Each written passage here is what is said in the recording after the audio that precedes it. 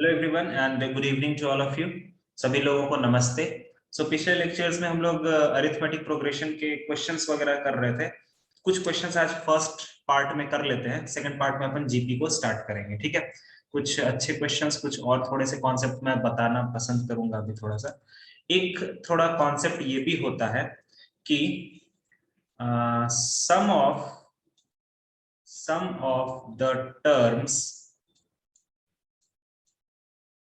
equidistant sum of the terms equidistant from both the ends sum of the terms equidistant from both the ends in an AP are equal।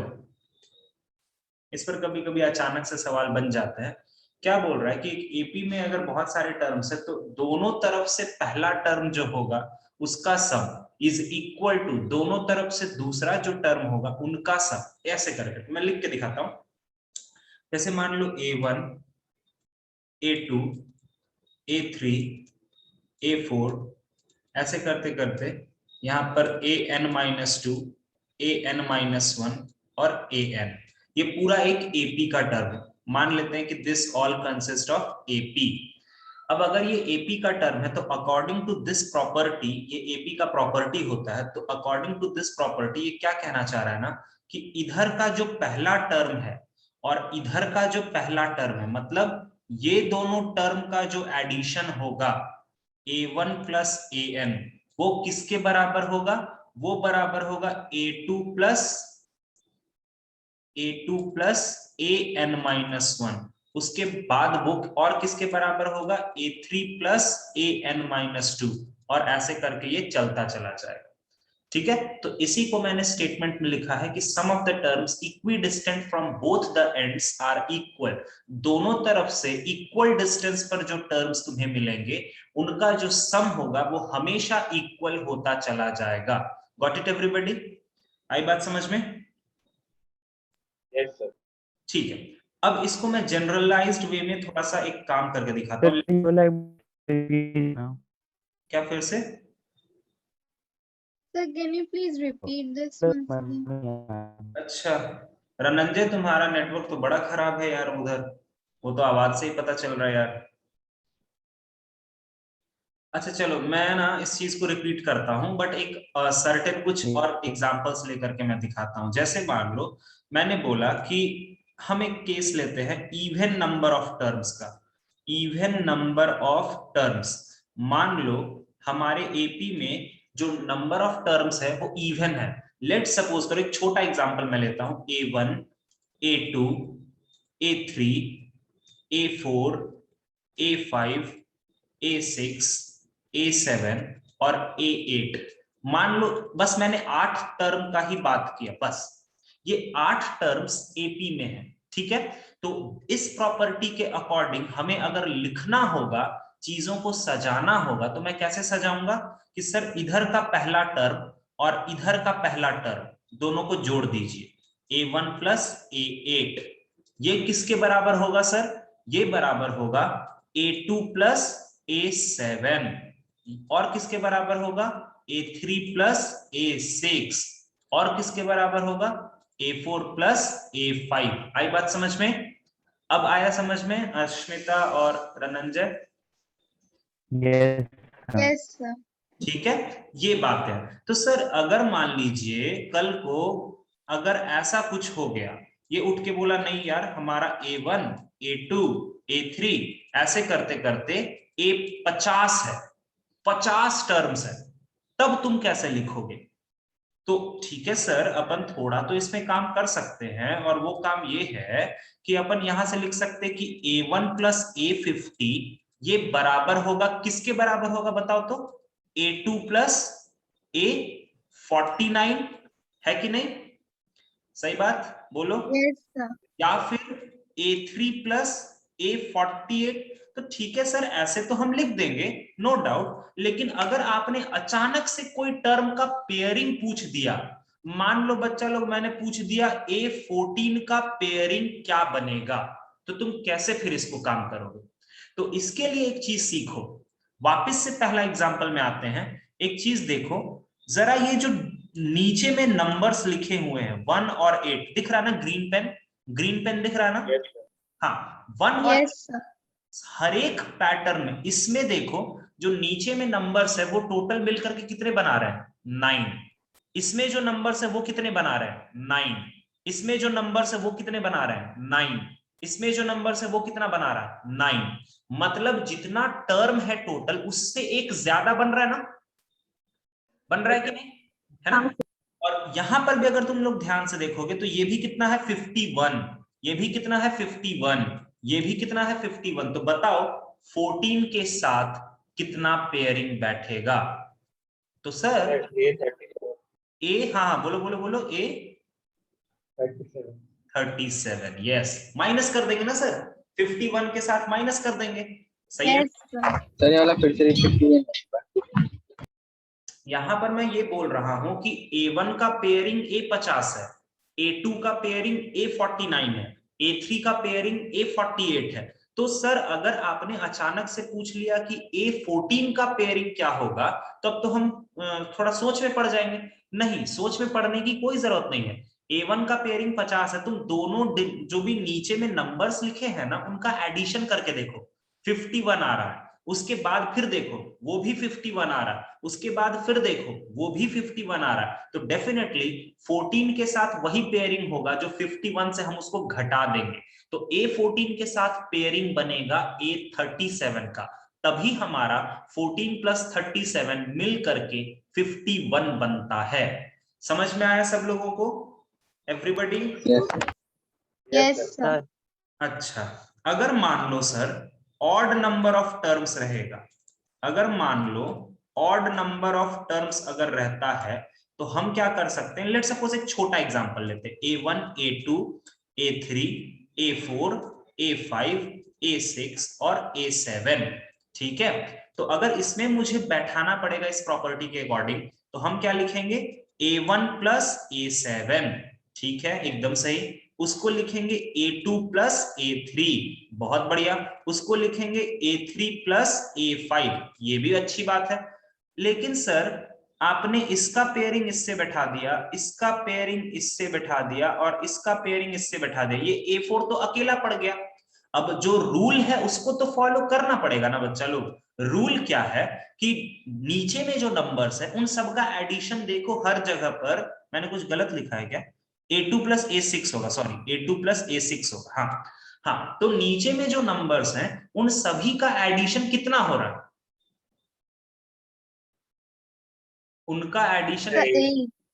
हाँ, जिनको हम लोग बोलते हैं subscript में जो number लिखा हुआ सबस्क्रिप्ट में, ठीक है, वो सब पता है ना, सुपरस्क्रिप्ट और सबस्क्रिप्ट।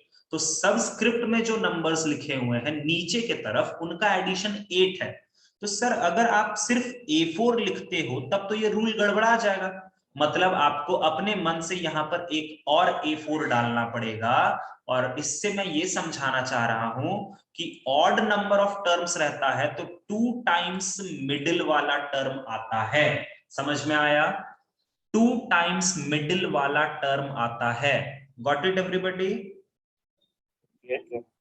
ठीक है ना? यस एक चीज और समझो यार, सर ऑड नंबर्स वाला रिपीट कीजिए ना एक बार। मैं ये बोल रहा था ऑड नंबर्स में कि A1 प्लस A7 जो है वो A2 प्लस A6 के बराबर एकदम सही है, A3 प्लस A5 के बराबर ये भी एकदम सही है। अब नीचे के नंबर्स का एडिशन 8 हो रहा है तो इधर अब सिर्फ बचता है A4। अब A4 अगर अकेला रखेंगे तो वो तो सिर्फ 4 बनाएगा नीचे में एडिशन करके। तो अगर हमें 8 एडिशन में बनाना है तो 4 के साथ हमें एक और A4 डालना पड़ेगा कि नहीं? बोलो, तभी तो हो पाएगा, यस सर। है ना? भले ही Yes, sir. वहां पर 2 बार A4 नहीं है बट हम जबरदस्ती वहां पर वो रूल को मेंटेन करने के लिए बना देंगे। ये एक दिमाग में रखने का तरीका है, ठीक है? तो जब ऑड नंबर्स ऑफ टर्म्स होते हैं तो मिडिल टर्म का दुगना होता है, क्योंकि पेयरिंग नहीं मिल पाता है ना यार, ऑड नंबर्स में पेयरिंग नहीं मिल पाता बीच वाले का। हाँ सर। लेकिन इवन नंबर्स में पेयरिंग हमेशा मिलता है। ठीक है, समझ आ रहा है ये बात? सर इवन नंबर्स में यस कोई सर। पैटर्न ऐसा नहीं होगा क्या मेंटेन? इवन नंबर्स का पैटर्न मतलब मतलब जैसे यहाँ पे 2 टाइम्स A4 आया, वैसे इवन में कोई नंबर नहीं हाँ तो आएगा ना, इवन में मैंने तो वही डिफरेंट। बोला ना, हाँ मैंने वही बोला ना कि ऑड नंबर्स को जब तुम, एक बात सिंपल सा बता यार, 5 बच्चा लोग हैं तो 5 बच्चा में 2-2 का पेयरिंग बनाते हैं तो एक अकेला बचा रहता है कि नहीं, है कि Yes. नहीं? तो एग्जैक्टली वही चीज यहां पर भी है कि ऑड नंबर्स में हम 2 टाइम्स A4 या हम ये बोले कि 2 टाइम्स ऑफ मिडिल टर्म क्यों करते हैं, ताकि उसका हम जबरदस्ती पेयरिंग बना पाए, ठीक है। लेकिन इवन नंबर ऑफ टर्म्स में ऐसा कोई जरूरत ही नहीं है, क्योंकि तुम खुद भी सोचो ना, अगर 6 बच्चा लोग है तो 2-2 का पेयरिंग बनेगा ना आराम से, कोई एक्स्ट्रा बचेगा क्या? Yes. तो वो लॉजिक होता है, समझ गए ना सब लोग? So can तो you वो please add 850 तक जो सर था वो वाला पार्ट समझ में नहीं आया। the one time please repeat it, sir. कौन सा पार्ट बताओ? So the odd term one. Okay देखो, ऑड टर्म्स में रनंजय तुम्हारा क्या प्रॉब्लम था बोलो? सर वो जो इवन वाले में था A1 A2 A3 and to A50 तक, सर वो वाला पार्ट में समझ में नहीं आया। अरे यार देखो, हटाओ उसको, फिर से देखो। मान लो मैंने यहां लिखा A1 A2 A3 A4, ऐसे करते करते मान लो मैंने A24 लिखा, ठीक है, और ये सब AP में है। यस सर, तो टोटल यहाँ पर कितने टर्म्स हैं? 24 टर्म्स हैं। 24 है। अगर हम यस सर, प्रॉपर्टी को, जीनत मैं तुम्हारा बता रहा हूं, जस्ट वेट अ बेटा, ठीक है। A1 और A24 का पेयरिंग बैठेगा कि नहीं बैठेगा? देखो तो, यस सर। इसका और इसका। अच्छा, अब इसी के साथ तुम ये भी देख लो कि जो सबस्क्रिप्ट में नंबर लिखा है तुमने, उसका एडिशन कितना है? सर 25। 25। अब हर एक पेयरिंग में ये चीज वैलिड होना चाहिए। तो A2 का पेयरिंग कितना बैठेगा अगर तुम्हें 25 चाहिए तो?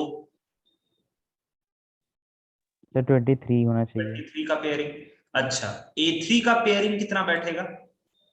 22, सर sir. 22 22। सर। अगर मैंने अचानक से तुमको बीच में बोल दिया कि यार तुम मुझे A10 का पेयरिंग बताओ, तो सर देन 15। 13. हाँ So Sir, 15. तो 15 होगा। 15।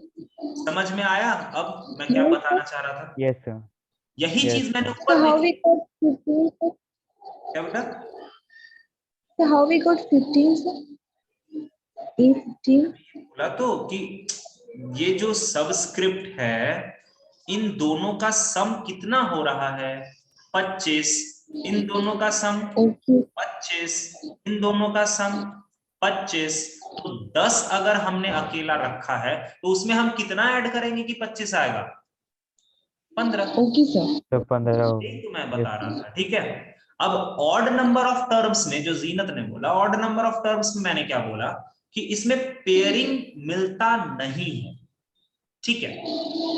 तुम लोग यहां देख सकते हो, ऑडियो ऑफ कर दे जीनत। हाँ, तुम लोग यहां देख सकते हो कि A1 का जो पेयरिंग है वो A7 के साथ मिल रहा है। तो यहां पर A1 और 7 टोटल मिलकर के 8 बना रहा है। ठीक उसी प्रकार A2 और A6 में टोटल मिलकर के 8 बन रहा है। A3 और A5 में टोटल मिलकर के 8 बन रहा है। यहां तक पेयरिंग बन गया, लेकिन सर जब हम इसमें वापस जाते हैं तो A4 तो अकेला बचा हुआ है। तो A4 का पेयरिंग बनाते हुए 8 को कंप्लीट करने के लिए A4 के साथ हम और क्या अटैच कर दें? A4 ही तो अटैच करेंगे ना, सोचो। समझ रहे हो? तभी तो वो नीचे का नंबर का एडिशन 8 हो पाएगा। समझ रहे हो? Yes sir. तो Yes, sir. जब भी ऑड नंबर ऑफ टर्म्स रहता है ना, तो हम 2 टाइम्स मिडिल टर्म का काम करते हैं, 2 टाइम्स मिडिल टर्म का काम कर लेते हैं। ओके चल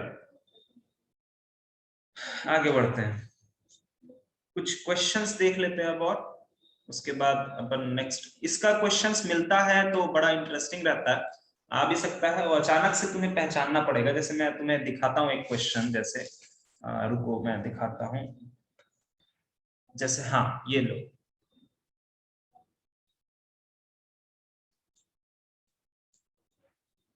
if A1 A2 A3 dot dot dot A15 15 term है are in AP and A1 plus A8 plus A15 ये बराबर है 15 का, then A2 plus A3 plus A8 plus A13 plus A14 इसकी वैल्यू कितनी होगी?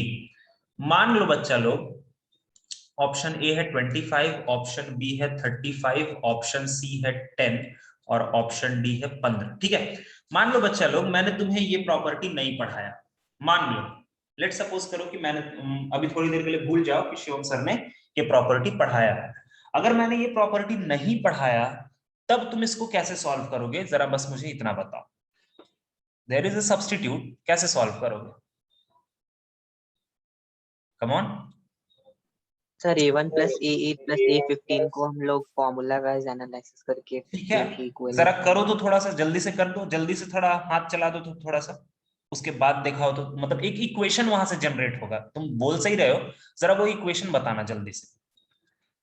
A plus A1 plus 7D plus A1 plus 14D is equals to 15. हाँ ठीक है, तो अपन एक काम करते हैं, हमें दिया हुआ A1 plus A8 plus A15 equals to 15, यही लिखा हुआ ना यार? हाँ यही लिखा हुआ। A1 को ना हम थोड़ा सा A1 बार बार नहीं लिखेंगे, हम A पकड़ लेते, कोई बुरा मत मानना, सही बात है, ठीक है। A8 को क्या लिख सकते हैं? A plus 7D।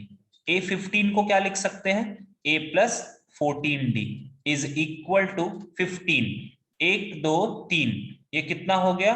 3A plus 7 और 21D इज इक्वल टू 15।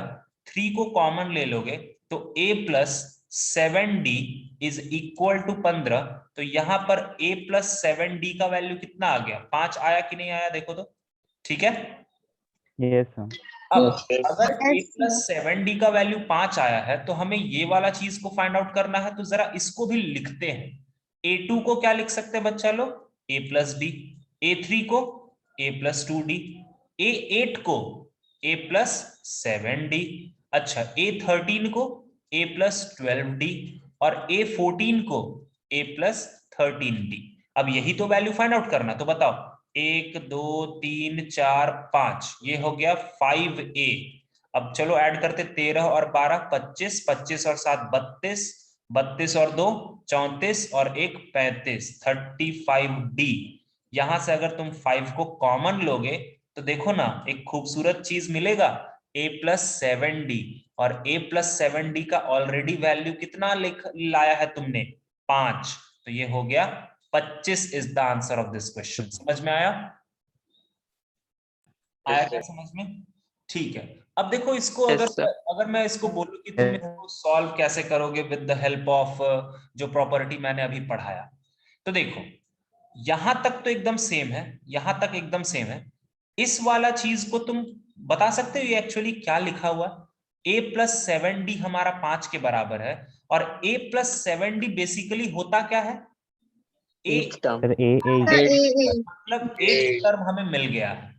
अब देखो A1 A2 A3 ऐसे करते करते A15 तक हम जाएंगे, A14 भी है, ठीक है।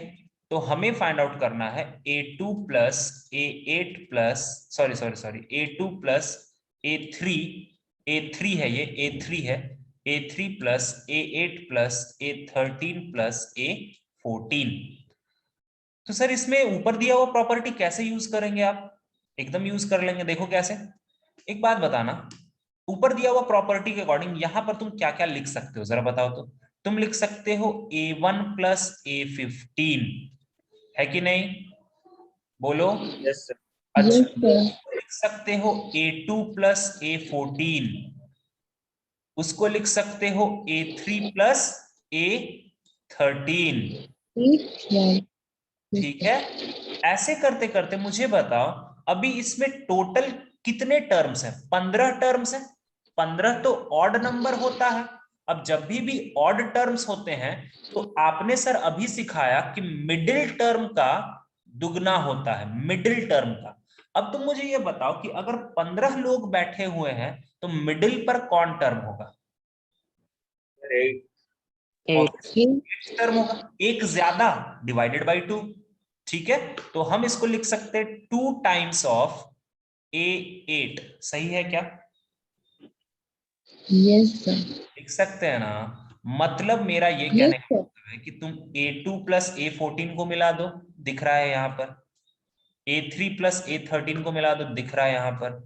A2, देखो मैं एक बार अच्छे से लिख देता हूं, A2 प्लस A14 को हमने मिला दिया, A3 प्लस A13 को हमने मिला दिया, और A8 को हमने मिला दिया। A2 प्लस A14 कितना लिखेंगे बताओ तो? अच्छा, हम 2 टाइम्स A8 लिखेंगे, है ना? क्यों A8 में ही? Yes, sir. A8 के टर्म्स में ही क्यों लिख So रहे हैं? क्योंकि A8, because it is a multiple. हाँ, it is a known quantity. Okay, अब इसको भी क्या लिखेंगे? 2 times of A8 plus A8। तो ये हो गया 2 2 4 और 1 5 A8, मतलब 5 इंटू 5 मतलब 25। आया क्या समझ में? दोनों तरीकों से समझ So में? can you read this? इस वाले में, सेकंड वाले मेथड में हमने ऊपर का प्रॉपर्टी को इस्तेमाल किया है। ठीक है, A2 प्लस A14 जो था, हमने यहां पर पेयर्स को कलेक्ट किया। जैसे A1 से लेकर के A15 लिखा हुआ था, तो हमने उसको लिखा A1 plus A15, sum of the terms from both the ends are equal. तो A1 प्लस A15 ये किसके बराबर होगा? A2 प्लस A14 के बराबर। ये किसके बराबर होगा? A3 प्लस A13 के बराबर। और ये सब किसके बराबर होंगे? 2 टाइम्स ऑफ A8 के बराबर। मतलब जब ऑड नंबर ऑफ टर्म्स होता है तो मिडिल टर्म का दुगना के बराबर होंगे। ठीक है, अब हमने क्वेश्चन में आया तो हमें दिखा कि सर A2 का तो A14 के साथ पेयरिंग दिख ही रहा है क्वेश्चन में, A3 का A13 भी दिख रहा है। तो बस हमें यही तो चाहिए था। A2 प्लस A14 को हमने क्या लिखा? 2 टाइम्स ऑफ A8, क्योंकि ये सब बराबर है ना यार। A3 और A13 को हमने क्या लिखा? 2 टाइम्स ऑफ A8। और इस तरह से हमने सॉल्व कर लिया तो हमारा आंसर 25 आ जाता है। समझ में आ गया? सर दोनों मेथड ऑलवेज काम करेगा क्या? हाँ दोनों में से बिंदास, कोई? हाँ हाँ हाँ, बिंदास बिंदास, कोई टेंशन की बात नहीं। अगर दूसरा वाला सर A8 का वैल्यू 5 कहाँ से आया? क्या? So why is the वो last A8 alone? क्योंकि कौन सा लास्ट A अलोन है? So किसमें? A8. A8, अच्छा वो वाला चीज। बिकॉज बेटा there are odd number of terms ना, so in case of odd number of So thing. sir, shouldn't it be 2A8? हाँ, तो मैंने तो वही लिखा ना बेटा, 2A8। देखो तो तुम कहां पर बोल रही हो? You can No right. sir, below that, below that. अच्छा मैं समझ गया, तू यहां पर बोल रही है क्या? ये वाला, Yes sir. ये वाला। देखो बेटा, A2 का इसके साथ हो गया, A3 का इसके साथ हो गया। अब यार यहां पर, अच्छा मैं समझ गया, तुम ये कंफ्यूजन में हो कि सर अभी आपने ऊपर में बताया कि जब ऐसा पेयरिंग लेते हैं तो बीच वाले का दुगना ले लेते हैं। तो सर आप यहाँ Yes. पर ऐसा क्यों नहीं कर रहे हैं? बच्चा यहाँ पर क्या है कि हमें पूरा एपी के बारे में बात नहीं करना है, यहाँ पर तो कुछ पर्टिकुलर टर्म्स के बारे में बात करना है ना। तो A2 का तो A14 से पेयरिंग बैठ गया, A3 का A13 से पेयरिंग बैठ गया। अब A8 अपना अकेला पड़ा हुआ है तो उसको अकेला ही रहने दो। यहां पर हम पूरे टर्म्स का बात नहीं कर रहे हैं। We are not talking of the whole terms in the AP, we are just talking of some terms of the AP. समझ में आया? अब बोलो। Yes sir. ठीक है, next question. You can solve it by the both the methods, मुझे दोनों methods मैंने बता दिए, ठीक है। अब तुम्हें जैसा ठीक लगता है तुम कर सकते हो, ऐसा कोई टेंशन की बात नहीं है।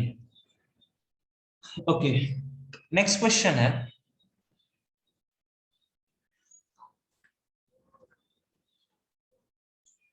the sum of 25 terms of AP, the sum of 25 terms of AP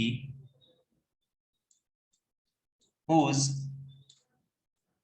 all terms are natural number, whose all terms are natural number, lies between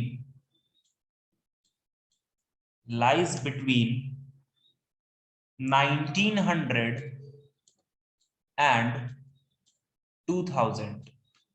25 term AP का उसका एडिशन जो है वो 1900 और 2000 के बीच में है, and it's ninth term is 55। then find the first term of AP, then find first term of AP। ठीक है, देखो क्वेश्चन ये बोल रहा है कि एक एपी में 25 टर्म का जो सम है, मतलब S25 जो है वो हमारा किसके किसके बीच में है, वो हमारा बीच में है 1900 से लेकर के 2000 के बीच में, कुछ भी नंबर्स हो सकता है, ठीक है। 25 टर्म जो एपी का है उनका सम 1900 से 2000 के बीच में है, और हमें बोला गया है कि नाइन्थ टर्म जो है वो 55, ठीक है। तो नाइन्थ टर्म 55, इसका मतलब हम इसको क्या लिख सकते हैं, a + 8d = 55 लिख सकते हैं ना, yes, ठीक। अब हम S25 का वैल्यू लिखते हैं, तो बताओ सम का फॉर्मूला क्या होता है, वो होता है n/2 2a + n-1, मतलब 25 - 1 24d, और ये है तुम्हारा 2000 से लेकर के 1900 के बीच में, ये हमारा 1900 इज लेस देन 25/2, अंदर में से 2 कॉमन निकाल लो तो a + 12d is less than equal to नहीं है, सॉरी गाइस, यहाँ पर सिर्फ लेस देन ही है, लेस देन इक्वल टू नहीं है, ठीक है। हाँ, इज लेस देन यहाँ पर 2000 हो गया, तो ये 2 से ये 2 कट गया, ये 1900 हो गया लेस देन 25। इन सभी को ना डी में कन्वर्ट करो, तो अब बताओ इस a को अगर हमें डी में कन्वर्ट करना होगा तो हम क्या लिखते, इस a को हम डी में क्या लिख सकते हैं बताओ, तो इस a को हम डी के टर्म्स में क्या लिख सकते हैं, कहीं ऐसा दिख रहा है स्क्रीन पे जो इस a को लिखने में 55 - 8d। यस, यहां से लिख सकते हैं, ठीक है। तो 25 बाहर ही रहेगा, इसको हम लिखेंगे 55 - 8d + 12d is less then 2000, ठीक है। तो ये 25 ऐसे ही रहने दो, अंदर में कितना बन जाएगा, अंदर में बन जाएगा 55 + 4d इज लेस देन 2000 इधर, और इधर 1900। अब एक चीज देखो, थोड़ा सा मैं काम करता हूं, 1900 को मैं ऐसा लिख सकता हूं और 25 को भी ऐसे ही रहने दो। आई थिंक कुछ लोगों को समझ में आ गया होगा कि मैंने वैसा क्यों लिखा, ये इक्वल टू नहीं है गाइस, वो बार बार मेरे से इक्वल टू लिखा जा रहा है, 20 × 100 करो।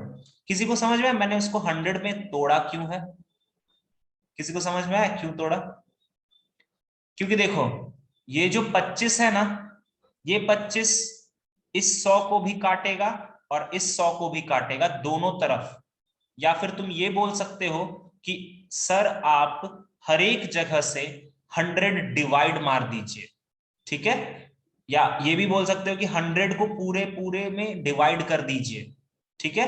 तो ये 25 जब कटेगा तो इस तरफ 4 बचेगा और इस तरफ भी 4 बचेगा, मतलब 55 + 4d जो होगा वो इक्वल टू नहीं है, सिर्फ लेस देन, लेस देन कितना हो जाएगा ये 19 और 4 कितना होता है 9 4 जा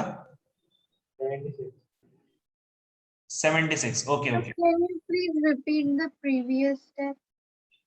हाँ ओके एक मिनट रुक जाओ मुझे सॉल्व कर लेने दो पहले। ये हमारा 80 हो गया।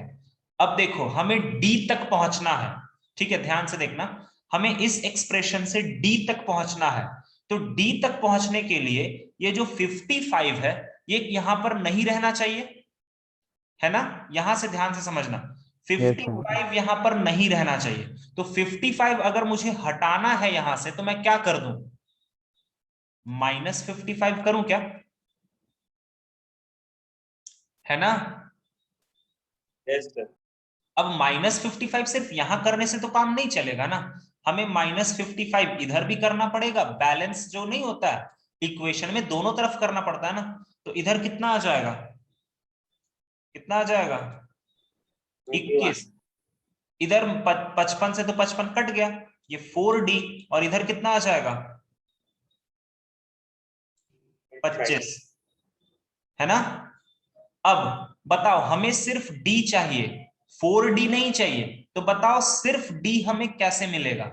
अब हम क्या करें, सर सबको डी से डिवाइड, सबको किससे 4 से डिवाइड, है ना। 4 से तो d का वैल्यू कहां से कहां के बीच में आ गया, ये हो जाएगा तुम्हारा 5 पॉइंट समथिंग, और ये हो गया सम 6 पॉइंट समथिंग। आई थिंक अगर एग्जैक्ट वैल्यू भी निकाल सकते हैं हम लोग, ये आ जाएगा 5.25 से लेकर के 6.25। समझ में आया डी कैसे निकाला हमने, आया क्या। हमने क्या Yes, करा, sir. वहां पर जो ए का वैल्यू हमने ऊपर से निकाला था उस ए के वैल्यू को यहां चिपका दिया और हम सॉल्व करते चले गए, ठीक है। एक तरह से जैसे हमने 1900 को लिखा 19 into 100, 2000 को लिखा हमने 20 into 100, और हर जगह से 25 डिवाइड मार दिया। तुम ये भी बोल सकते हो कि 25 से डिवाइड कर देंगे, पूरे इक्वेशन में 25 से डिवाइड कर दो, तो 25 से डिवाइड करोगे तो वहां 4 बचेगा, उधर भी 4 बचेगा, और बीच का 25 खत्म हो गया। फिर हमने 55 प्लस 4d पर काम करना चालू किया, तो 55 को हटाने के लिए हमने पूरे सिस्टम में -55 लगा दिया। फिर हमने 4 को हटाने के लिए पूरे सिस्टम में हमने 4 से डिवाइड कर दिया, तो d का हमारा एक रेंज आ गया। d का रेंज इधर देखना लेफ्ट हैंड साइड में, d का रेंज कितना आया 5.25 से 6.25, ये हमारा d का रेंज आ गया। अब चलो थोड़ा ऊपर क्वेश्चन में, अब देखो कोई मुझे बता सकता है कि d का वैल्यू कितना होगा, what will be the value of, क्यों क्यों क्यों क्यों, नेचुरल नंबर। एग्जैक्टली हाँ, हमें क्वेश्चन में क्लियरली इंडिकेटेड है एक जगह पर कि एपी के जो टर्म्स हैं वो क्या है, नेचुरल नंबर हैं। तो यार खुद भी सोचो कि अगर एपी का टर्म्स नेचुरल नंबर होता है, ठीक है, कोई भी नेचुरल नंबर रहे, तो क्या कभी उनका डिफरेंस पॉइंट में आएगा क्या, कभी भी कोई दो नेचुरल नंबर को तुम माइनस करोगे तो डिफरेंस पॉइंट में आएगा क्या कभी भी, बोलो नहीं सर. नहीं ना? Oh, sir. मतलब यहां पर डिफरेंस का वैल्यू सिर्फ और सिर्फ कितना होगा 6 होगा, क्योंकि Six. इनके बीच में सिर्फ एक 6